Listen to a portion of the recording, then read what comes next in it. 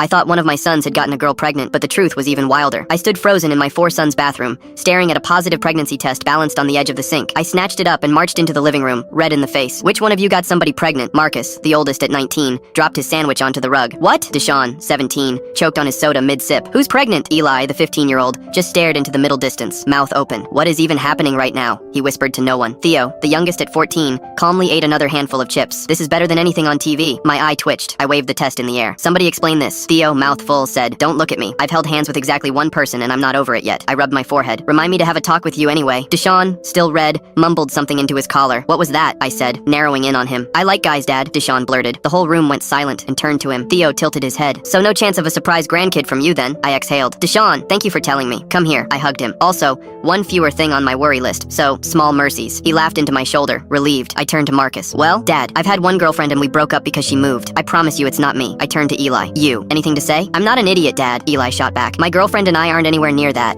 And even if we were, I actually pay attention in health class, unlike some people." He glanced pointedly at no one in particular. I stepped closer. "And yet you're the one I suspect. Or are you telling me this isn't yours to be worried about?" Deshaun drifted over to Theo, grabbed a handful of chips and echoed him. "Yeah, this is definitely better than TV." Theo never took his eyes off me and Eli. "I know. Look at Marcus. He's shaking his head like a disappointed coach." "Just tell me the truth," I said to Eli, my voice climbing. "I am telling you the truth," Eli snapped. "You're just not seeing it." My hand tightened around the test. "I don't tolerate lying in this house." "I'm not lying," Eli pleaded. "I swear." "Prove it then." Eli blinked. "How? We don't even own a pregnancy test." "Well, apparently we do, but you know what I mean." "I'll go buy one," I said. "Right now." Eli threw his hands up. "Fine, go buy the test," and he flopped back onto the couch beside his brothers. The checkout line gave me looks. The cashier scanned the test and said cheerfully, "Congratulations." I told him flatly, "It's to prove my teenage son isn't in trouble," and walked out with as much dignity as I could carry. Back home, I handed Eli the bag. My other 3 sons were lined up on the couch with a fresh bowl of chips, and I swear I heard them placing bets on the result. Eli came back out. "You wait a few minutes," he informed me, matter of fact. "I've done this with your mother more times than you'd think," I muttered. He rolled his eyes and sat down. I paced. Minute 1,